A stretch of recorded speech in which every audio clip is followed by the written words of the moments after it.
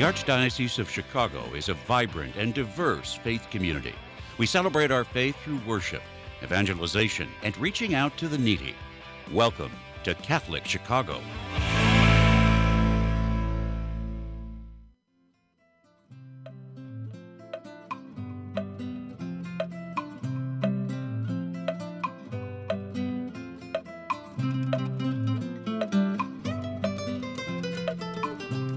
Good morning, and welcome to Mission Matters Live, a program focused on promoting a spirit of mission among the people of God in the Archdiocese of Chicago. I am Megan Mio, Director of the Global Mission Office in the Archdiocese, and our engineers this morning are Clint and Brian. You're listening to WNDZ 750 AM. Mission Matters airs on the second Wednesday of the month at 8 a.m. Central.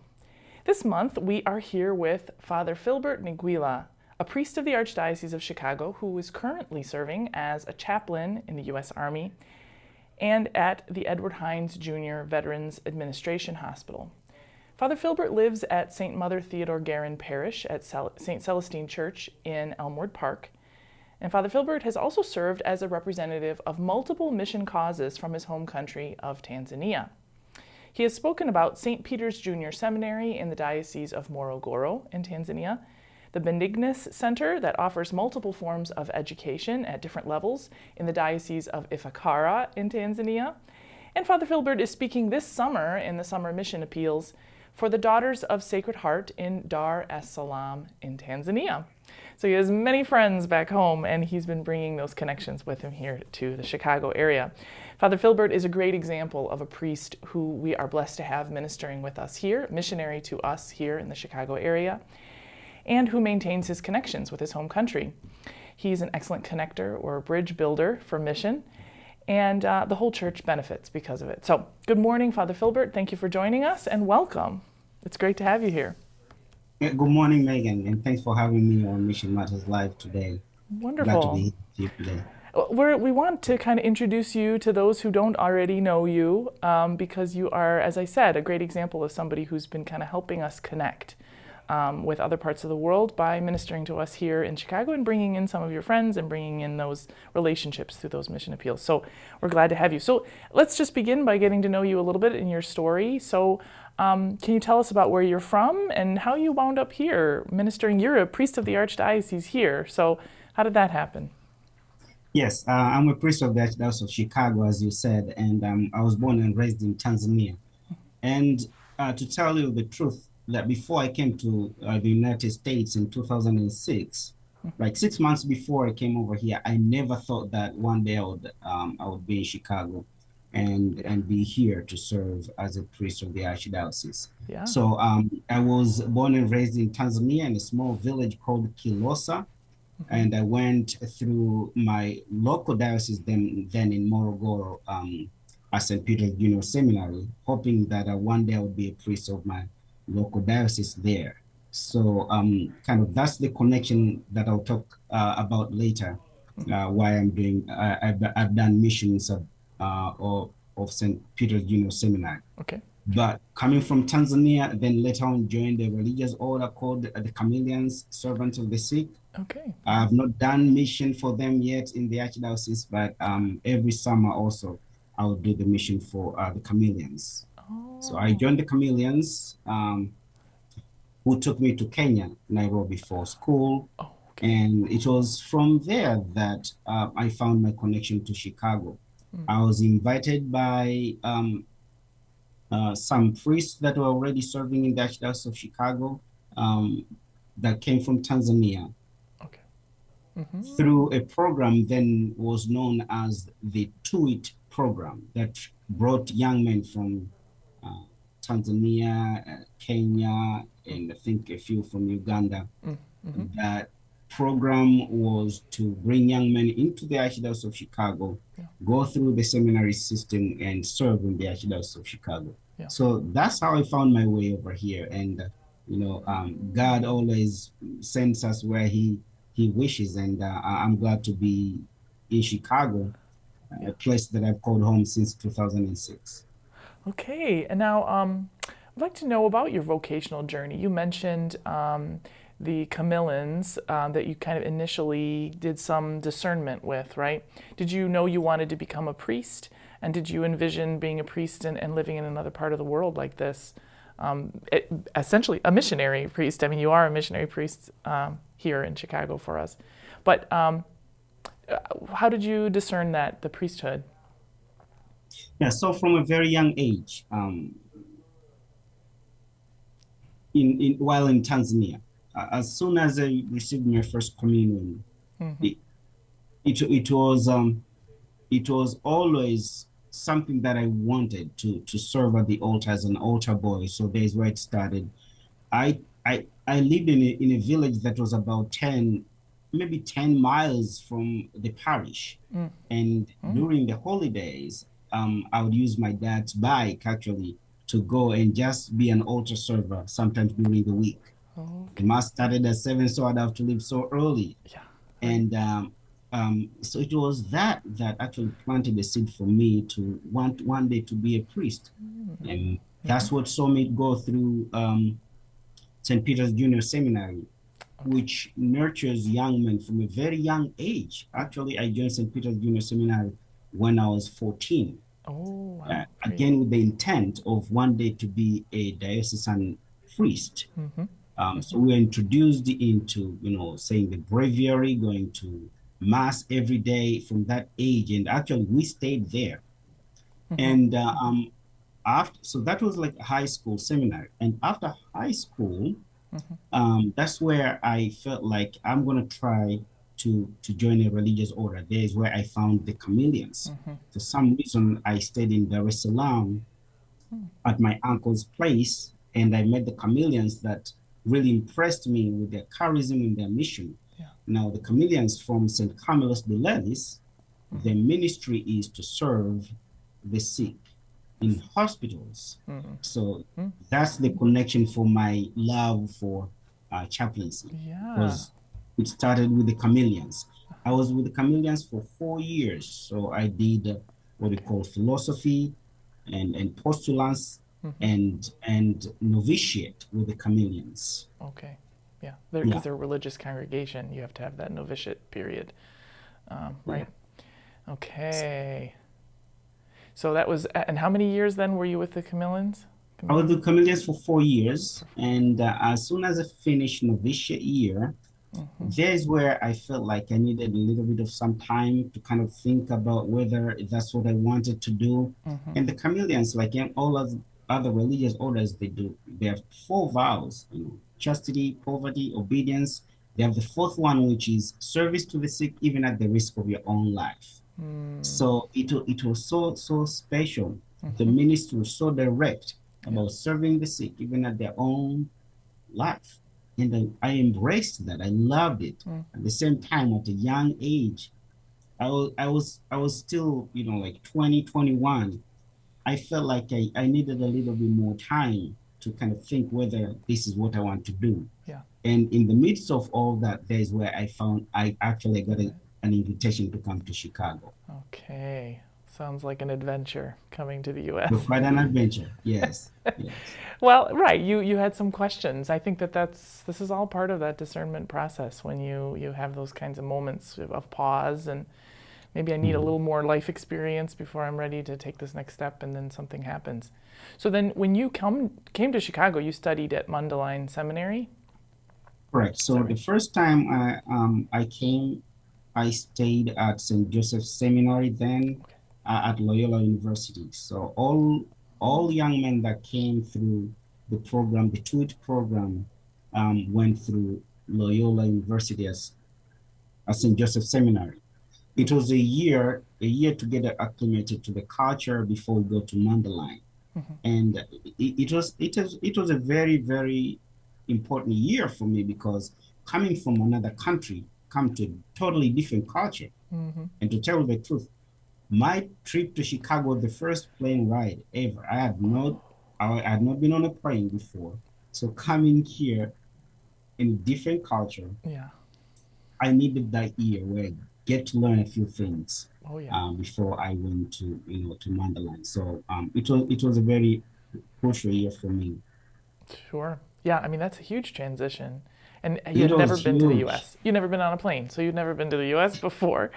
No, not at all. Wow. I mean, this is the life of a missionary, to leave everything that you walk away from your home to your home culture, all your family and friends, to go to a new place, Yeah. it's a huge sacrifice. And I can imagine, yes, that those first years are critical, that you're really making decisions about, am I going to stay here? Am I going to commit to this ordination process ultimately? And then, so yes, you had about a year of that time to kind of really get used to it, consider, yes, I want to continue. And then was it Correct. 4 years or more at the Mundelein? After that, I had 4 years at Mandalay, and again, it was a great program at Mandalay, great formation, and I loved it. I loved all my time there at Mandalay, and it's really prepared me well to serve in the Archdiocese. Well, that's wonderful to hear. And then just for folks who might remember you from their times at various parishes, where have you served since you were ordained a priest? And you were ordained in 2011, correct? Yes, I was ordained in 2011, Okay, and and so where'd you go? so my first assignment was St. John of the Cross in Western Springs. So it's always, first assignment is always a special one, and it stays in my life forever. Like all the places that I've served, but that first assignment is a place where, as a young priest, I did everything for the first time. Yeah. As a minister, doing baptisms, masses, funerals, weddings. So being part of the community in all those areas of life, and they have a big school there. So I loved my time at St. John of the Cross, and I was there for about 3 years. And so when I left St. John of the Cross, there is where I went to actually St. Celestine's Church. So I've been at Celestine's for a while. So when I left St. John, I went to St. Celestine's Church, and it was there that I asked the Cardinal, then Cardinal George, to allow me to explore, other ministry as well, because I felt like I wanted to do something else. Because at St. John of the Cross, other than being, full-time associate priest, the ministry that I did included being a minister, taking care of the ministry, ministers of care, going to the hospitals. That kind of brought back my love for chaplaincy. So when I went to St. Celestine's, I gave a little bit more time, and it's where I went a little bit more into hospital ministry before joining the military. Yeah. Okay. Now, thank you. That was a perfect little mention of the segue, because our next segment we are going to talk a little bit more about your work with the U.S. Army and at the Veterans Administration Hospital. But it's time for our first break. So we ask you to stick around. We'll be back in just a moment to continue our conversation. We'll learn a little bit more about ministry and mission in the military and beyond. Stay tuned.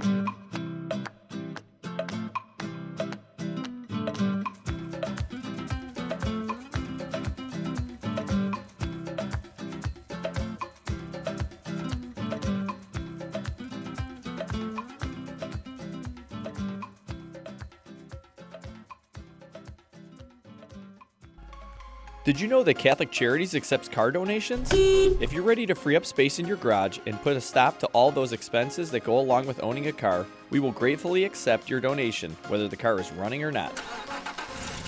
You choose a pickup time that is convenient for you, and we will make the donation as easy as possible free of charge. You'll receive a charitable donation receipt as well.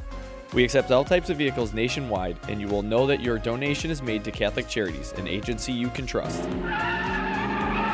To learn more about donating your car, call 877-786-4483. That's 877-786-4483. Thank you.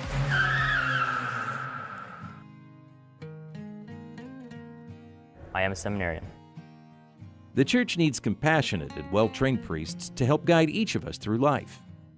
What inspires me, what draws me always to the priesthood is continue to see priests be a beacon of hope for other people. You can play a part in the education of these young men as they prepare for a life of service to others. I want to be that beacon of hope too, and it sets my heart on fire. To support our seminarians, make your gift at archchicago.org/seminarian fund or call 312-534-7959. Ancestry and genealogy are more important every day. People all over the world are wanting to learn more about their family heritage for personal and for health reasons. At Catholic Charities, we are hearing from adults who lived for a brief time at St. Vincent's Orphanage, the wonderful life-affirming agency that operated out of our headquarters for 91 years, serving thousands of women, children, and families until it closed in 1972. Our post-adoption services help adults who want to learn more about their experience at St. Vincent's. Our compassionate staff members provide whatever family background information they can offer, along with support and reunion services. To learn more, call 312-655-7093. That's 312-655-7093. The spirit of St. Vincent's lives on in the inspiring stories that continue to emerge today.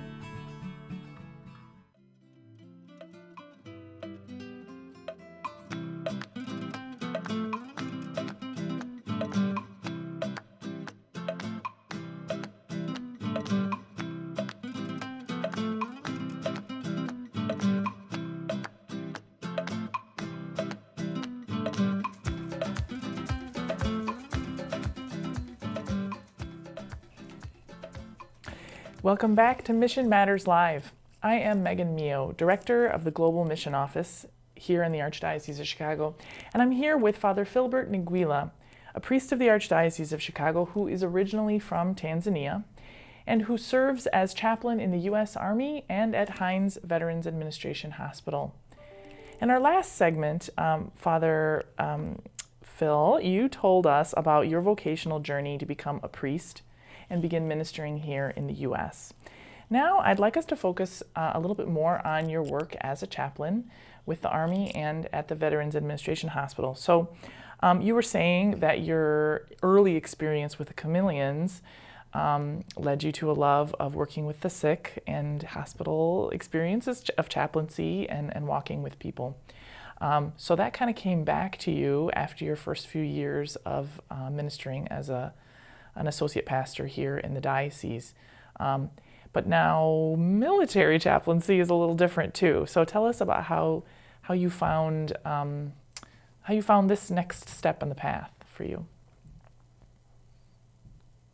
Yes. So again, Megan, thank you so much. It's always good to remind me or talk about these moments that I always feel like those are God moments where God wants me to be or wanted me to be and serve.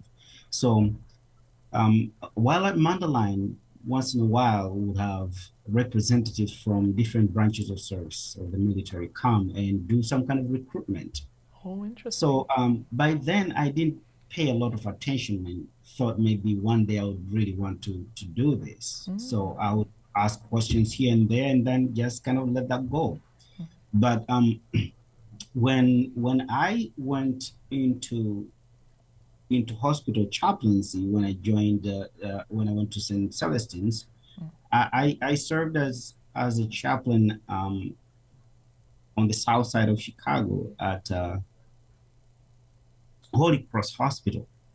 That is the Sinai healthcare system, and so we dealt with a lot of trauma there also. So there was I was exposed to a lot of that, and I remember talking to some of other chaplains that they said, you could probably try to see if you could bring your gift into the military. And I said, I'll think about it. And as I was praying about it, again, I remembered about the founder of the Chameleon Orders, St. Camillus de Lelis. He himself was actually a soldier. And so again, it was my chameleon connection and the personal invitation from other chaplains and other priests that were already working in the armed forces as chaplains that made me, okay, let me give it a try. Yeah. And so I told the person that invited me to give my name to a recruiter that gave me a call. And because I came from another country, it took a while to go through all the background check and be commissioned as a chaplain. So it was again another transition that was not easy, but I feel like God wanted me to do that. And I'm so honored to be able to serve God and country in this capacity, because not that many people would say that they are serving as priests and soldiers or chaplains in a way. So serving God and country in a different way. So, and I feel so honored to be able to do that. Yeah, so was there additional training that you needed to go through? Were there kind of initial steps once you went through all the paperwork, the administrative side of it, then anything to get you started in serving with the Army, right?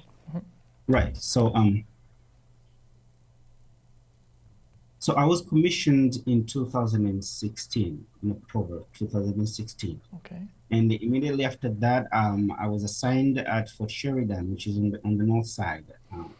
And by then I could not go active duty because the Cardinal had, released me to join the reserves because he still wanted me to remain within the Archdiocese and be able to serve. Okay. So in January of 2017, I went to boot camp, what they call it the Chaplain Basic Officer course in South Carolina for training. So when you join a military, so for me it was from civilian into military. I had no prior military experience. Right. So you have to be trained to be a soldier. Yeah. Yeah. So go through all soldier training. So I did that. It was almost about 4 months training. Wow. Immediately after my training, as soon as I finished the training, I got a call that, hey, Father would like you to join a small unit that is going to Iraq in about 5 months. So as soon as I finished my boot camp training, I got orders to go to Iraq. Yeah. And so in August of 2017, I was at Fort Hood, going to Kuwait and going to Iraq. And I spent 12 months, the first tour, I spent 9 months in Iraq. And my ministry there was to provide religious services and, counseling, and be there for soldiers in all aspects, soldiers and civilians in those areas. And I was the only Catholic priest covering the entire of Iraq. Oh. So I was in aircrafts every other day, bouncing from one base to another. And I was covering over 11 bases, north and south. So I lived in my backpack. I would pack it for a month and be gone before I came back to the main base and kind of recharge before I had to go again. Right. So I did that for 9 months. Returned to the country in August of the following year, that was 2018.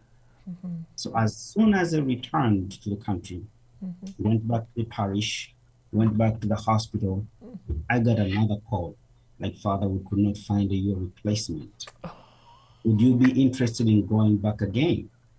Yeah. I thought about it, and then they sent me paperwork to kind of waive my, what we call it, dwell time, where if you are deployed, you have to spend some time before you can be redeployed or deployed again. So 5 months later, that was February of 2019, Yeah. I went back to Iraq. And this time I was served, and not only Iraq and Syria. And Wow. this time I stayed for 12 months. So from February 2019 through February of 2020. Oh my goodness. So now all this, I would say it was such a powerful experience.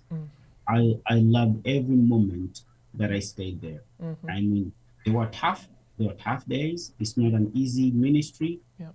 And other than just going from one base to another, yeah, I served soldiers in different aspects of life in combat.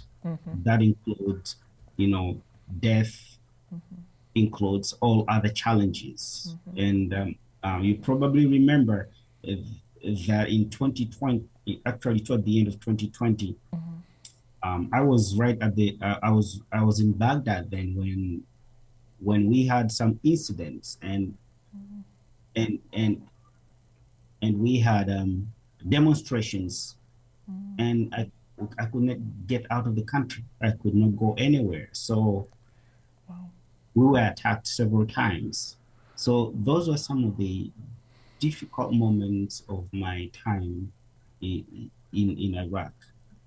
And I'm glad that I was there. And I'll share you just one very quick story here, that even when I go for my mission appeal, I normally share with the congregations that there was a day that as we were being attacked, being martyred, a soldier called me and said, "Father, I don't think I'm gonna get out of here alive. Is there any way you can hear my confession over the phone?" I said, "No, I can't do that." But I was able to talk to him and give him some words of encouragement and say, we're all anchored in right now here in Bankers. We do not know how tomorrow is going to be like, but we will get out of here.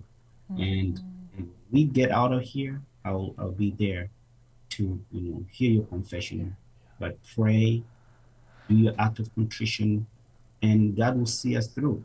So those are some of the moments that I will always treasure, other than be able to go different places, be there with soldiers, Wow. see the soldiers even during some of these ramp ceremonies when we had casualties. So it was such a powerful experience that I will always be thankful to have done that. It impacts your whole ministry as a priest, I'm sure, to have had those experiences, those like visceral experiences too. People in a very specific situation in a time. Anyway, I could ask a million more questions, but actually it's time for our next break. We'll have to talk more about the VA hospital when we come back, because we do want to spend a little time talking about that as well. But we'll be back in just a moment to talk a little bit more with Father Filbert Ngwila. Stay tuned.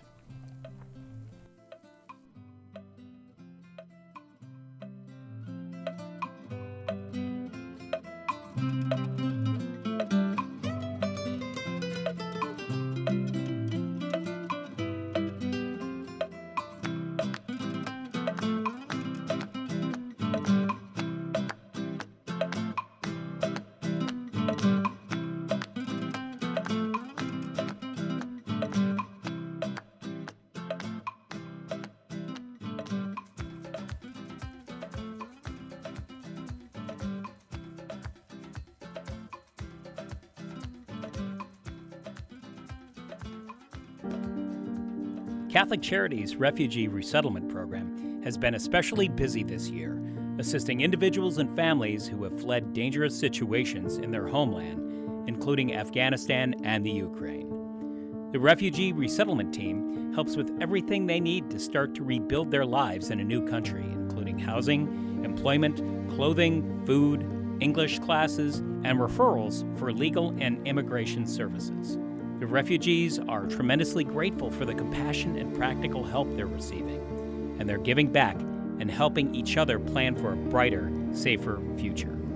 Volunteer opportunities are currently available for those who would like to be family mentors and tutors so children and adults can practice English. To learn more about these rewarding opportunities, call 312-655-7096. That's 312-655-7096.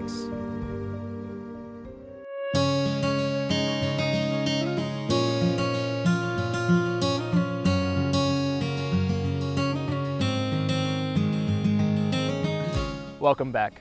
Es fabuloso verlos. Dobrze jest znowu być razem. It's good to be together again. After so many months apart, pandemic capacity limits have been lifted, and we want to welcome everyone back to church. We can all pray together again. And listen as our choirs lift their voices in song. We've been together in spirit, and now when you are ready, our doors are open wide.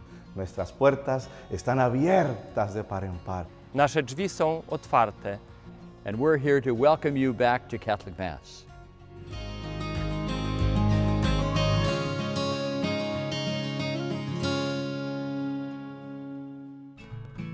Ancestry and genealogy are more important every day.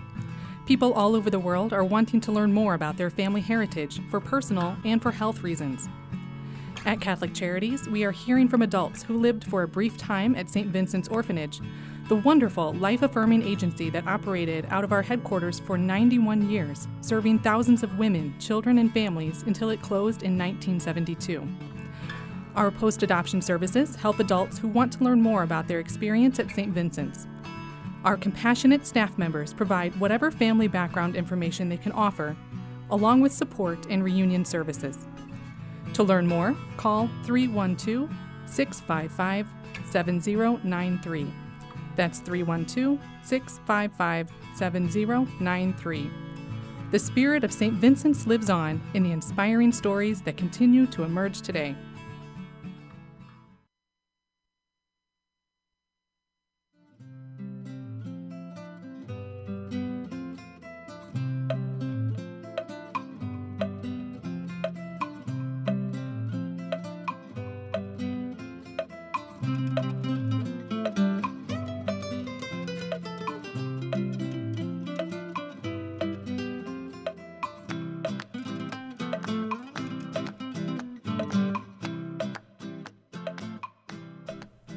Welcome back to Mission Matters Live. I am Megan Mio, Director of the Global Mission Office in the Archdiocese of Chicago, and you're listening to WNDZ 750 AM. I'm here with Father Filbert Ngwila, who is a priest of the Archdiocese of Chicago, originally from Tanzania. He is currently a chaplain of the U.S. Army and at the Hines VA Hospital. In addition, Father Filbert has represented different missionary ministries that are serving in his home country of Tanzania in the summer mission appeals. And so he has a couple different connections here with mission. Before the break, we were talking a little bit about Father Filbert's ministry as an Army chaplain. And we didn't get a time to talk about his work at the VA hospital, which you're currently doing, Father Filbert. So can you tell us a little bit about your full-time ministry now with the hospital, at chaplaincy? You're working with veterans in this case. Tell us about what that work is like.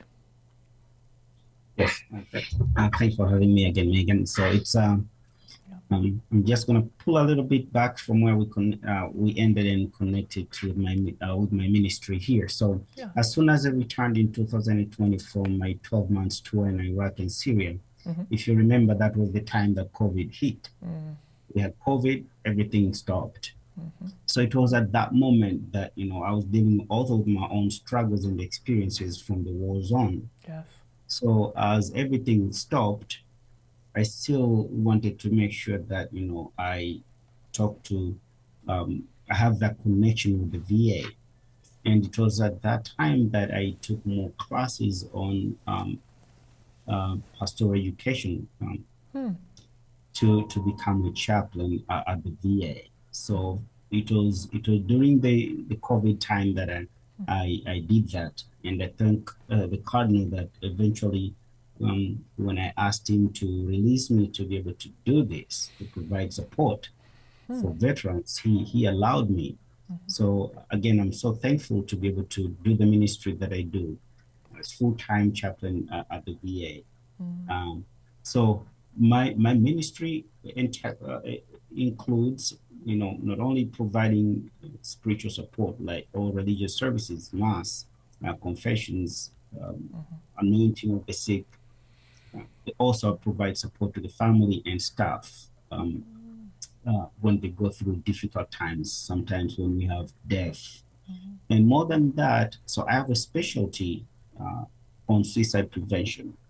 So other than being a board certified chaplain, I have a specialty on suicide prevention. So I work hand in hand with a suicide prevention team here at Hines. Oh, wow. And, Suicide prevention. So I do lead groups in our mental health facility here. Almost every day. I also support veterans that are going through difficult challenges with substance abuse. So I have almost classes almost every day of the week. So when my day starts, depends on if I have a morning mass at my parish. That's the good thing that they're very flexible here. I do mass at the parish and then come to the VA, and I'll have morning classes, visit the veterans, and be there for the families. And sometimes I'm on call. Being the only full-time Catholic priest, I am on call for all Catholic emergencies. So sometimes at 2, 3 in the morning, 4, any time of the day, I'll get calls like, "Hey, Father, there is a family that needs your presence," and I'll get going. I'll be here. So that's my ministry here at the VA, and I love it because the VA and the army or the military, they are almost like sisters. So I'm able to kind of bring my experience from the military and bring it here, because everybody, almost all that receive care here are as veterans, we're soldiers. So we are able to connect in that way. And every Wednesday, I lead a group, like a class, spirituality class, with veterans. The majority of them are Vietnam War veterans that are struggling with PTSD.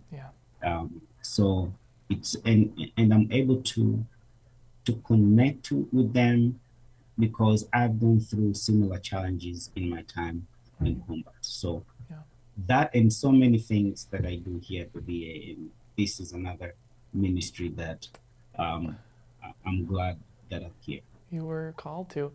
And this is full, it sounds like it's more than full-time because you're on call, and being the only Catholic chaplain, when they need you, they need you. I know that's what chaplaincy, hospital chaplaincy can mean. When an emergency happens, you just got to do what it takes to be present and to really, and walking with people. It sounds like a lot of what you're doing is accompaniment, and it is, and because of your experience with the Army, you really are sharing, you're speaking about your own experiences of trauma as well, and the hope that your faith gives you to walk through it, and the courage. Well, we could talk a lot more about that, but I also feel like this is missionary work as well, what you're doing. You're going to where the people, vulnerable people are with the VA hospital, and of course serving as you did. But you are also representing some missionary causes from your home country of Tanzania, I mentioned at the beginning of the show. I want to make sure we have a little time to talk about that too. So last summer, you were representative for Mission Appeals in the summer months, visited a number of parishes to speak about two organizations. You mentioned, of course, the St. Peter's Junior Seminary that you yourself attended, as well as that was in Morogoro, and then the Benignus Center schools are in the Diocese of Ithaca. And last year, you were the representative for both of those groups. So I wonder if you can just tell us a little bit more about each one. Tell us first about the St. Peter Junior Seminary.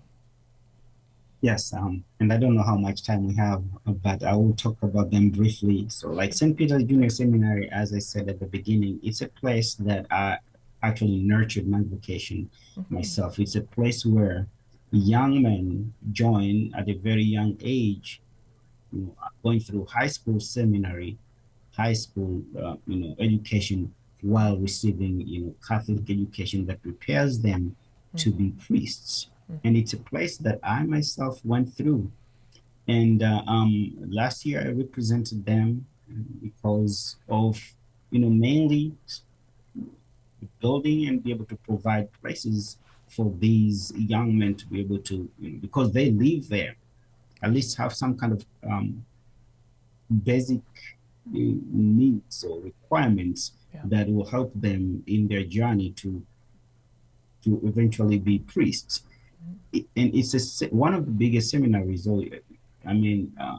junior seminaries in the country that has produced a lot of priests, bishops, that serve throughout the world. In Tanzania, so many dioceses send their young men to that seminary. So it's a seminary that has been around for over 50 years. Wow. And it needed a lot of repair. And I'm thankful that I was able to represent them last year, so that,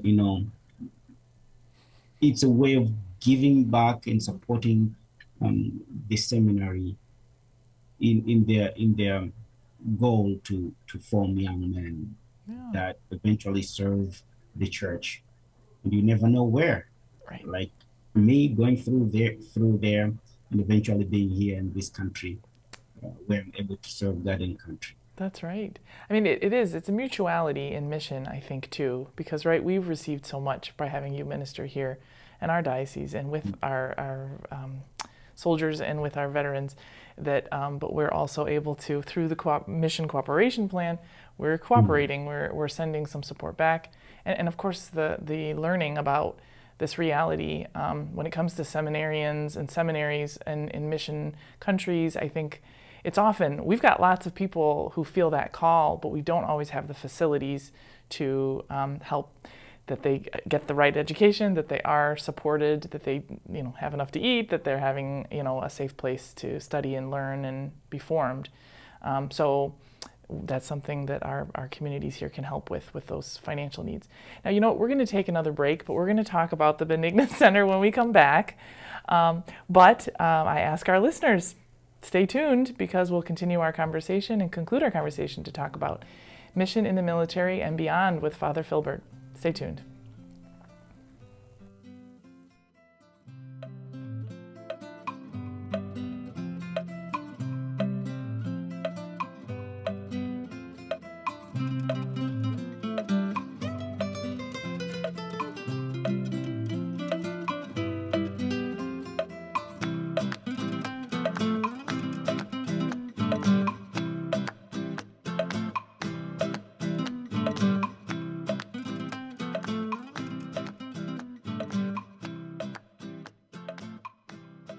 Community is core to Catholic Charity's founding mission. For more than 100 years, we have met people and families where they are, serving anyone in need, regardless of their faith, gender, race, or ethnicity. As our world absorbs the economic, political, and social aftershocks of the pandemic, 50% or more of the 6 million people living in Cook and Lake counties have little or no savings. They are a paycheck away from zero. We are deeply grateful to everyone in the Catholic Charities community who partners with us to alleviate the suffering of the people we serve and offer them a better path forward. We are witnessing a message of mercy and hope to a world very much in need. Learn more at CatholicCharities.net.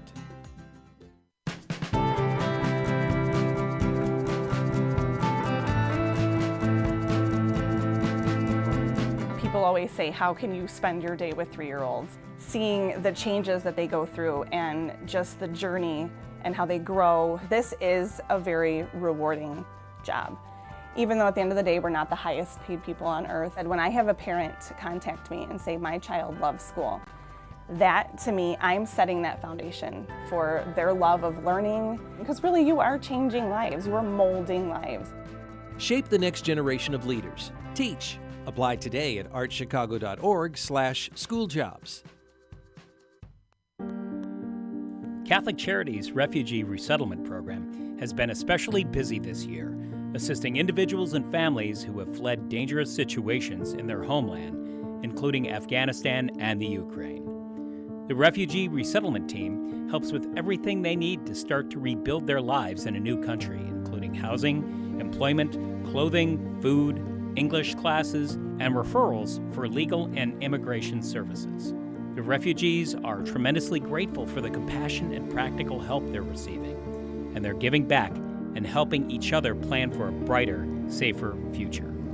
Volunteer opportunities are currently available for those who would like to be family mentors and tutors so children and adults can practice English. To learn more about these rewarding opportunities, call 312-655-7096. That's 312-655-7096.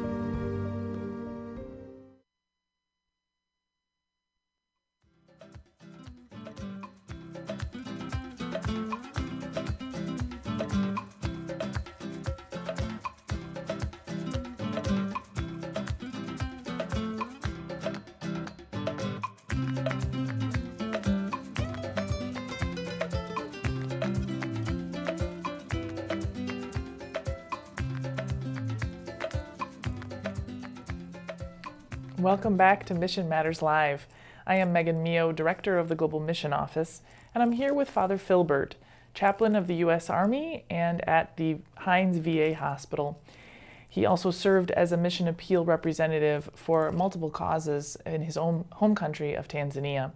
And before the break, we were just beginning to talk about those mission causes in Tanzania. We spoke a little bit about the St. Peter's Junior Seminary. Now I'd like us to talk a little bit more about the other two organizations that he's represented. They are the Benignus Center Schools in the Diocese of Ifakara, Tanzania, as well as the Daughters of the Sacred Heart, who are serving in Dar es Salaam in Tanzania. And Father Filbert, you spoke about the Benignus Center Schools last summer at parishes. What can you tell us about them? Yeah, so the Benignus Center, it's in Ifakara, which is part of Morogoro. So, what they do is they have school that, serves the Ifakara area and the surrounding regions. Mm-hmm. And what I shared with the parishes last year were some of the, the good that this center does and some of the challenges that they face. Mm-hmm. So Sister Trifonia Mgando, she's the one that oversees that program there. And the main focus is mainly to actually help the girl child, especially the ones that actually sometimes have to walk for very, long distances to go to school. Mm-hmm. And they wanted to make sure that they could build dormitories where those girls could stay and don't have to walk from far away, because then they're exposed to all kinds of, challenges. Yeah. And so it's such an important mission, providing education, especially to the families that are unable to actually help these young kids get primary education. Yeah. So the Benignus Center has been very, very crucial in providing education for these kids from very young age all the way through high school. Yeah. So last year it was we were able to get good support, and I would like to thank the mission fields here in Tanzania and the parishes that have been able to help the Benignus Center. Of course. Yeah, education is the key to breaking that cycle of poverty, I think, too. It's that the next generation can come up with solutions, work together and build a community that's stronger as a result of having that great foundation of good education. And they say that to change a society, educate the girls. Absolutely. To change the society for the better, you educate the girls. Yeah. It's wonderful. Now, this summer, you're going to be representing the Daughters of the Sacred Heart. Can you tell us a little bit about them? Yeah, so the Daughters of the Sacred Heart in Tanzania, in Dar es Salaam area, they also run a school. So, these are some of the missions that I represent. Most of them are hospitals or schools, which I think are very, very essential, ministries, or to say services to the community in the area. So again, the Daughters of the Sacred Heart, they have schools in Dar es Salaam and the Arusha area, and the schools have been growing tremendously, and the classrooms are sometimes overcrowded, and our goal is to be able to expand them a little bit so that these kids will be comfortable and be able to get the quality of education that these sisters can offer. So also one of the things that they would require would be sometimes to have running water and have to be able to dig a borehole. So their ministry there is also in education. And most of these ministries that are representative are either in education or healthcare, because they're such basically important needs that serve not only the Catholics in the area, but even people of other faith. They see like, hey, let's take our kids there. They'll get good education, and at least they are actually in a safe environment.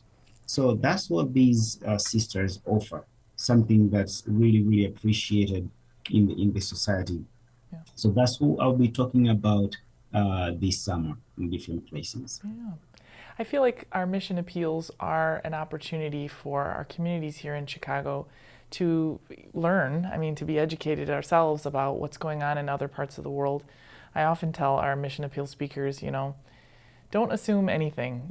I think most Americans, honestly, our country is so big, we don't know about other parts of the world. We travel maybe around the U.S. Some people do go international, but we don't know very much, and especially in places where it would be considered a mission diocese.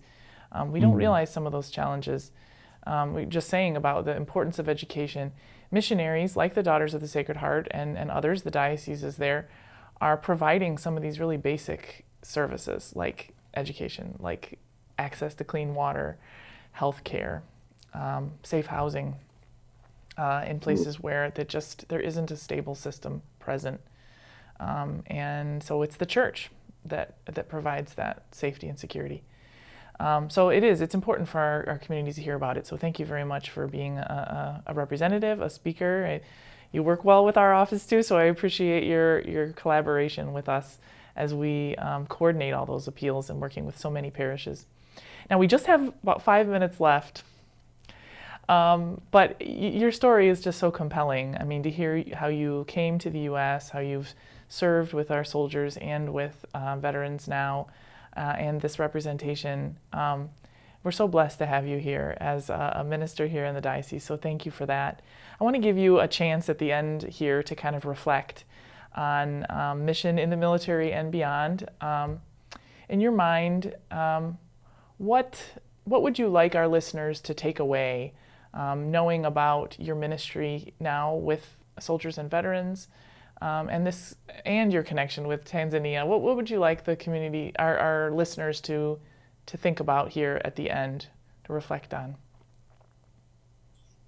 Megan, thank you so much, and this has been great. I know we planned it almost toward the end about me coming on here, but I would like again to thank you for having me here, be able to share my story about my vocation journey, my ministry in the Archdiocese of Chicago, and my ministry in the armed services, U.S. Army and the Veterans Affairs. And most important thing is to be open to to the will of God to take you where He wills. And I think personally I've been able to respond to that. And as I responded to God to take me to different places to serve, then I'm able to share that with others. And I think that's what it means to be witnesses of the gospel. Yeah. To be a witness of the gospel is to share your experience with other people. And I think the global mission here enables us to be able to share that with people from different parts of the world, to share in their experiences or on how to live out the gospel. And therefore, I'm so thankful for that opportunity for me to be able to represent these different courses. As you know, I started with St. Peter's Junior Seminary, where I went through, and then the Benigni Center, where I've actually been through there and saw their work, and the Daughters of the Sacred Heart that I'm talking about this summer. That I'll be, again, I've seen what they do. So that's sharing in being witnesses of the gospel, sharing in those experiences that God has called us, all of us, to be. Absolutely. You know, I am also struck by this idea that everyone is connected. We may think that people are a world away, and I'll never know what that life experience is, or, you know, I don't know anything about this or that. Or I could say personally, I don't know much about the military, you know, I don't know.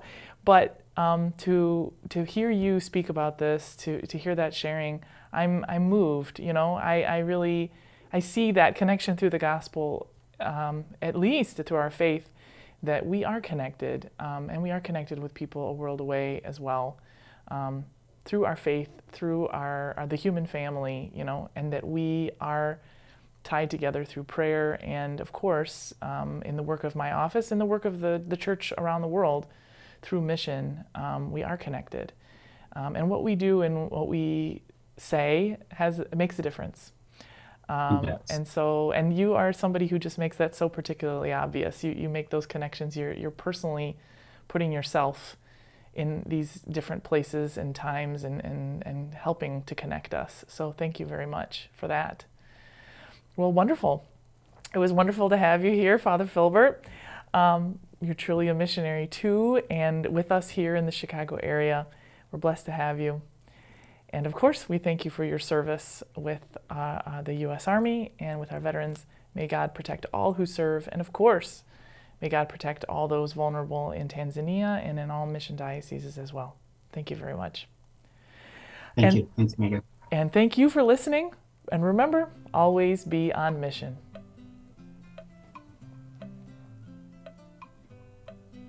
Bye-bye.